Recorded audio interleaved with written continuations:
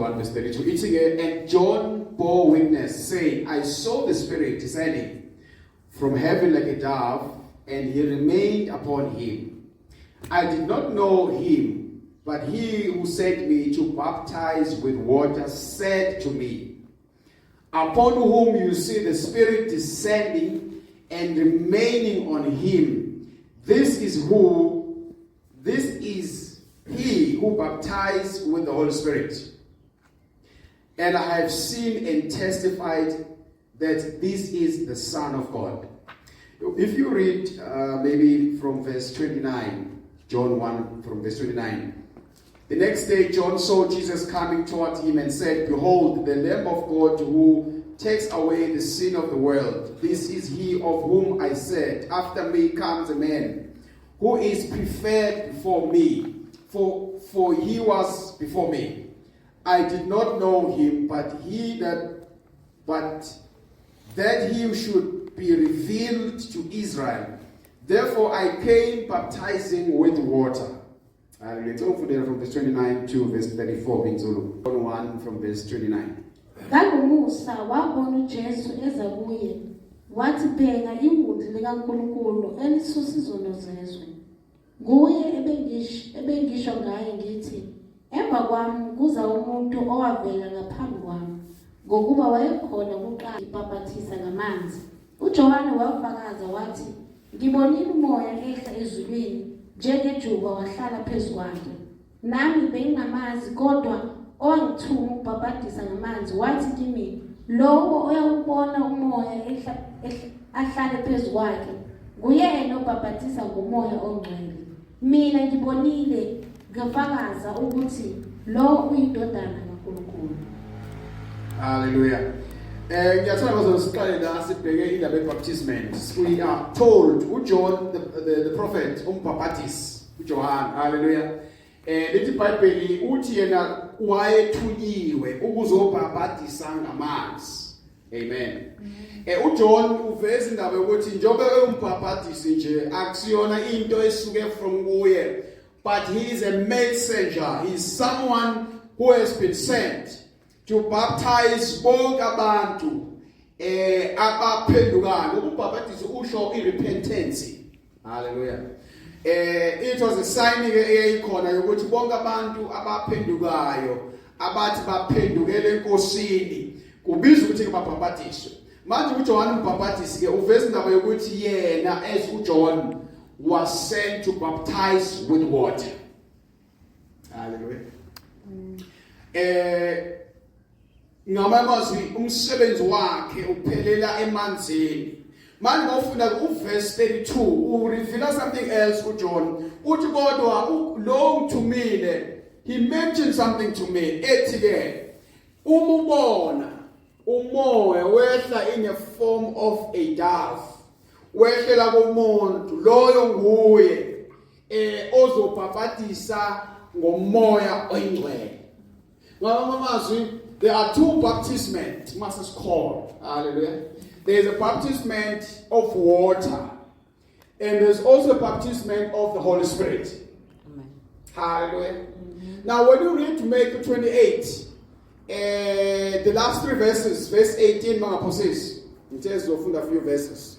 We in the book of Baptista, it's called Shumai, it's a lesson. In different years, in a sequence. Hallelujah. Now, when you read Matthew 28 from verse 18, Matthew 28 from verse 18, once again, and Jesus came and spoke to them, saying, all authority has been given to me in heaven and on earth. Go therefore and make disciples of all nations, baptizing them in the name of the Father and of the Son and of the Holy Spirit, teaching them to observe all things that I have commanded you, and lo, I am with you always, even to the end of the age. Now Jesus is giving a principle. Hallelujah. He is giving a procedure. How do you perform baptism? Amen. Uthi Jesu uma ubhaphathisa bonke abakholwayo nibabhaphathise egameni likayise nelendodana nelikamoya oyingcwele. uJesu loyo after resurrection. Amen. Ngamazwi what he's saying stands, acting alterations. This is what Jesus said. Ujesu, remember, at this time, this is very classic to Jesus. But he's not saying, baptize them in the name of the Father and of Jesus and of the Holy Spirit. He's not saying that. Hallelujah. Even though we know his name is Jesus. Amen. Kodwa he uyalifihla igama lakhe, akalivezi igama lakhe ukuthi akubhabhadise igama lakhe. Instead uthi babhabhadisele egameni likayise. Ngamazwi he's showing ifamily. Hallelujah. Ukuthi kule family le kunobaba, kunendodana, kunomoya engcwele. Amen. Ngamazwi kuJesu, that is more important than revealing the names. Ngamazwi uJesu ufuna sibe na this thing yokuthi as we baptize, we need to know we have a Father and there is a Son, there is a Holy Spirit all the time. Now that's why when we come to John yena is talking about his portion uNkulunkulu amnike yona ukuthi yena he baptizes with what? Hallelujah. John is not baptizing in the name of the Father and the Son and the Holy Spirit, because at that time kwakungakabi revealed kuye. Amen. Yikho John ubhaphatisa ngamanzi kube uphenduka. Hallelujah. Kodwa thina after uJesu evukile sine instruction eyodwa yokubhaphatisa egameni likayise nelendodana nekamoya engcwele. That's a principle esibekelwe yona njengabantu abakholwayo. Futhi kumele silandele every time city we are baptizing. We need to follow the principle. Hallelujah. We're gonna treat our look as a lesson ngoba there's so many things around baptism. Kodwa ngifuna i-principle singayikhohlwa ukuthi this is how we perform baptism. Yes, we know that there was a John who was baptizing with water, but it was for him. It was the instruction given to him and him alone. Amen. Amen. 2 John uthi Jesu kuma ukhuluma noNicodemus ukhuluma indaba yokuthi uma ungazalwa ngokusha nangamanzi. Hallelujah. Ngamazi uJesu is not rejecting indaba yokubhaphatiswa ngamanzi. In fact, kule chapter sifunda kuyo uJesu naye he found himself being baptized ngamanzi, baphatiswa uJohn. Hallelujah. Now kumbula kuJesu there was no need for repentance. Yikho uma uJohn ebuza uJesu angizifunda le chapter ngoba ziningi izinto kodwa ngifuna nje sithi keep that in mind. Uma John ebuza uJesu ukuthi awayi baphatiswa yimi, uthi uJohn asikwenze senze ukulunga. Let us do it for righteousness. Hallelujah. Ngoba yena uJesu akaphenduki from any sin ngoba yena akanazono. Kodwa ukuphenduka is for us the sinners. Ngenxa ukuthi sizalelwe esonweni, yikho thina kumele sithi repent. So isign yamanzi bafethu iveza the sign of repentance ukuthi siphendukile. Hallelujah. Amen. Says it which we can be baptized by the Holy Spirit. Hallelujah. Kodwa ngifuna sithi ke why we keep that in mind. Kodwa akusho ukuthi when you repent uma ukhetha uJesu ngoba amanzi is the sign ukuthi usuphendukile. Remember uphenduka ngesikhathi ukhetha uJesu. That's when you repent. Hallelujah. That's where things starts. When you uma ukhetha uJesu as your Lord and Savior, that is repentance to you. Uma thina sikusemanzini, it's a sign for others to see what we have repented. 2, we are killing the old person, which is the flesh. Hallelujah. Umbhaphathiso ngamanzi usho ukubulala inyama. Amen. Ingakho when we take you to the water, 2, uJesu when he was baptized by uJohn, he was baptized in the river. Emfuleni uJordan, amsekhumbula zalwana. Ngitheke sifunde zonke lezi ndaba, kodwa sikhona zona sikole ezweni. uJesu uJohn wayebhaphathisa emfuleni. Now, it is important ukuthi when you are baptized, you must baptize in large water. Hallelujah. Ingakho amanzi, it's not about the river, what is fresh water. It's about the size of water. Yikho sikwazi ukubhaphatisa kuma pool because silandelela the size of water. Amen. Not necessarily what we need to go to the river. Kodwa into ebalekile is the size. Because if we say you dying in flesh, uma ufa enyameni, kufanele masifake amanzini uqwile ungabonakali. It's a sign of which you are dead in flesh. Ingakho we don't sprinkle abantu, sibafafaza abantu sithi umbhaphatisa. Cha, we don't do that. Ngoba lo Jesu wangeniswa emanzini. Hallelujah. So that's a principle esilandelayo njengabazalwane abaphindukile abakholwayo egameni kaJesu baselisiwe. Amen. That's a principle that we follow. Ngenzela ukuthi ke when you hear abantu bethi hayi mina ngibhaphatiswe in this way, when you need to look at the principle. Ithini principle? Hallelujah. Okuyizwa uNkulunkulu. Now, ngifuna siqhubeka ukuthi ke uJesu he lays down a principle. Kodwa masifuna uJohn usinika indlela yokwenza. Hallelujah. Engaphelele naye ngoba uthi naye he only baptizes with water. Hallelujah.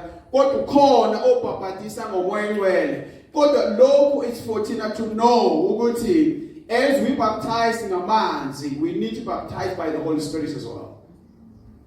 Now, as the Apostolic Church, we take it one step further. Ukuthi while usubhaphatiswe ngomoya ngcwele, sikholwa kakhulu ukuthi there has to be sign which is ukhuluma ngeilimi, just like they spoke in tongues. Amen.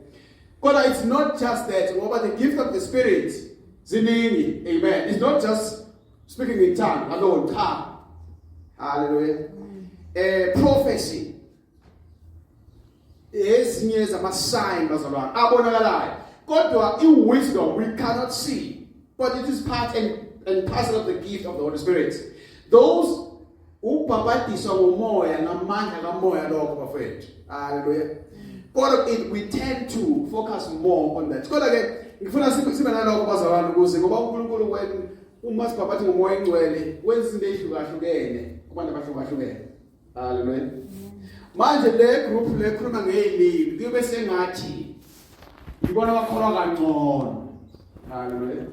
Futhi mawuprofeta kube sengathi wena ubamba ivangelo wicha akuphelele bafowethu. Kukhona neziningi izipho zikamoya engcwele uyayibala Paul, but today sizokhuluma ngazo. Kodwa ngifuna ukukhuluma ngokuthi uma sisibhaphathisile emanzini and it happened ukuthi ubungakazi ukukhuluma ngeilimi manje sikhuluma ngazo, ungabi shocked. Hallelujah. It is part and parcel. The baptisment.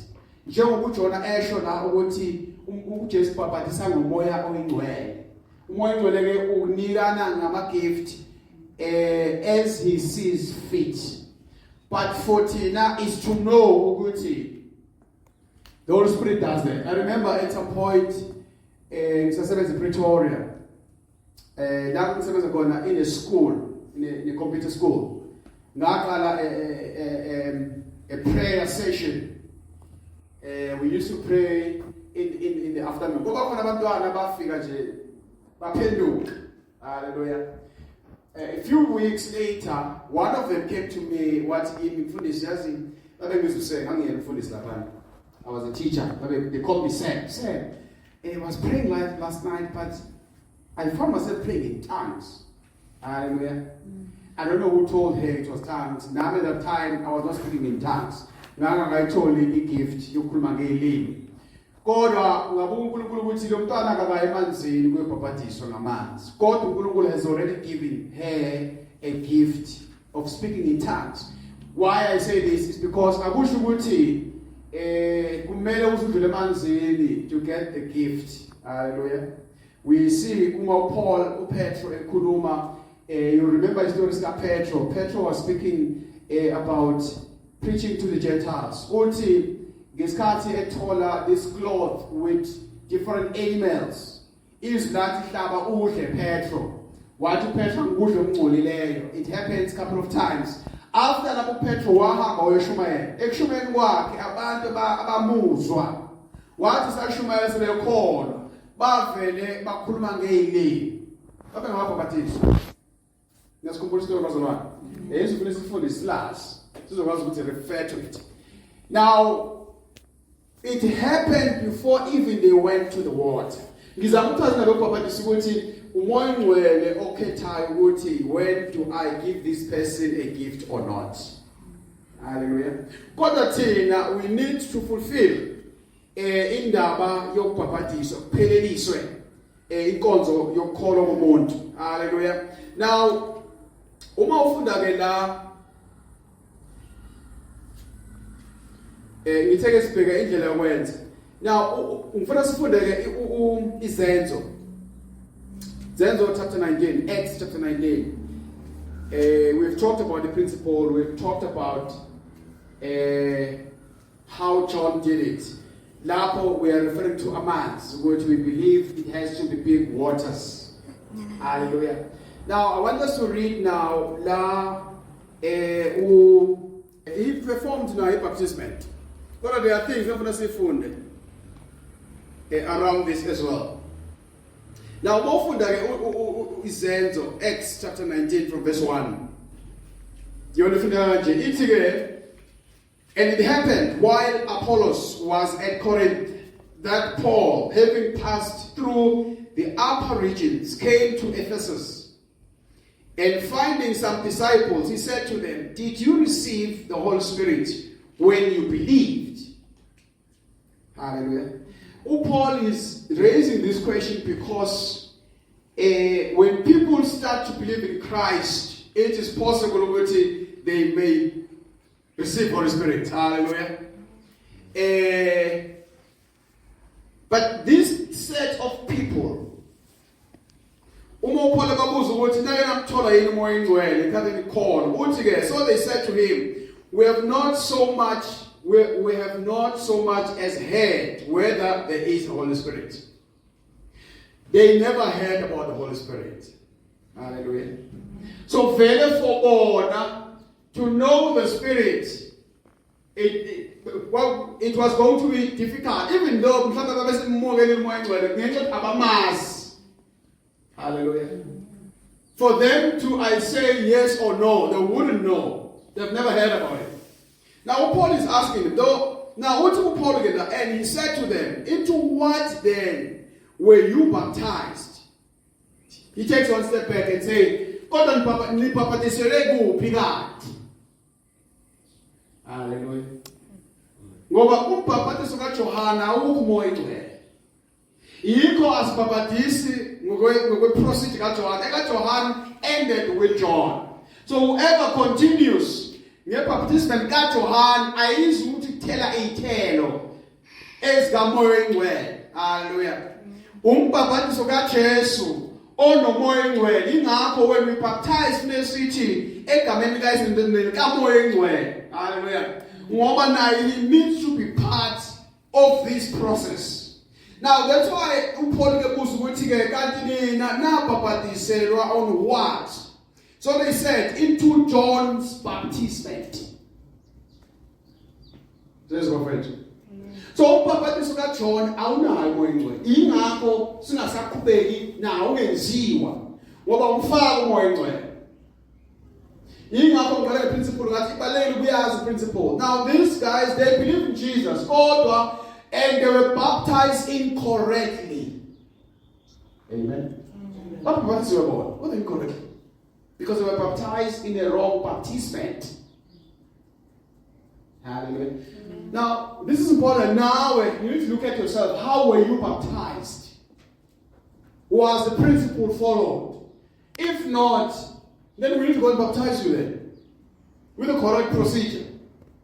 Well, but we hear these ones, they were baptized, but in a wrong form, in a wrong principle. As a result, abanayo umoya ingcwele, abazange bezwa vele okaJohana umbhaphathiso awunaye umoya oyingcwele. So what happened? Then Paul said, John indeed baptized with baptism of repentance, saying to the people that they should believe on him who will come after him, that is, on Christ Jesus. When they heard this, they were baptized in the name of the Lord Jesus.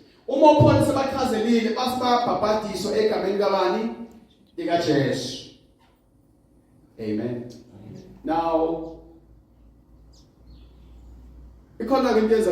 hallelujah. Paul ubhapatisa egameni kabani bazalwane? LikaJesu. Kodwa iprinciple ithi yona. Bhapatisa egameni likayise nelikandodana likaMoya Oyingcwele. Now Paul was never part of the 12. So the instruction akayazi. Hallelujah. Kodwa uyabhapatisa yena kubazalwane egameni likaJesu. Now it worked. Isebenza lento kaPaul. Noma ingezi ngendlela okuyiyo. Kodwa yena iyasebenza. Hallelujah. Ngoba uJesu noNkulunkulu they are in one. Nomoya Oyingcwele ukuye. That's why after the baptism these guys bakwazi ukuthola umoya Oyingcwele. Kodwa khona it was not a principle uJesu wayebekile. Hallelujah. Nokuthi futhi uPaul wayengekho kwi-12. Ingaba was the instruction yayingakafiki kuPaul ayazi nayo ukuthi kodwa phela uJesu uthe asibhabhadise kanje. Ingakho kunabazali uthola ukuthi bathi bona hayi ukuthi nabhabhadise bathina babhadise egameni kaJesu. Amen. Bakhona kanjalo bafowethu. Hallelujah. Inabo izobasebenzela ngenxa ukuthi nalaba yabasebenzela kodwa yona akusiyona iprinciple. Verse 1 Corinthians chapter 1 verse 13. Now from verse 11, it's again, for it has been declared to me concerning you, my brethren, by those of close household, that they are contentious among you. Now I say this, that each of you says, I am of Paul, or I am of Apollos, or I am of Cephas, or I am of Christ. Is Christ divided? Was Paul crucified for you? Or were you baptized in the name of Paul? I thank God that I baptized none of you except Crispus and Gaius, lest anyone should say what I had baptized in my own name.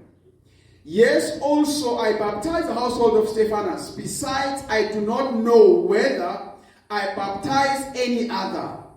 For Christ did not send me to baptize, but to preach the gospel, not with wisdom of words, lest the cross of Christ should be made of no effect. Now you can hear how Paul is frustrated ukuthi ngenxa ngama-baptism abuke ngathi aperformwa abantu ngendlela eyithile enza ukuthi abantu bazi-associate with abantu abababhabhatisile. Hallelujah. Bewona umuntu ubhabhatiswe nje umuntu othi uthi hayi ngabhabhatiswa so and so. Amen. Wena yasemnje ubabubhengu wonke umuntu okhoza aseke wabhabhatiswa babubhengu. Can is that serious? Ukuthi no, I was baptized by the man of God. This is not new, bazalwane. Hallelujah. Angisho esembuzo kanje, I'm making an example. Hallelujah. Ukuthi abantu they tend to associate them with those who baptize them. Kanti akumele kube njalo. Hallelujah. Akumele ukuthi ngenxa ukuthi ubhabhatiswe so and so wena is you now a slave of so and so. It is not like that. That's why uJesu when he lays down the principle, he's trying to avoid all the names. Hallelujah. No. In the name of the Father, the Son, and of the Holy Ghost. No other names. Hallelujah. No Jesu wabona ngafanelekile asebenzise elakhe igama.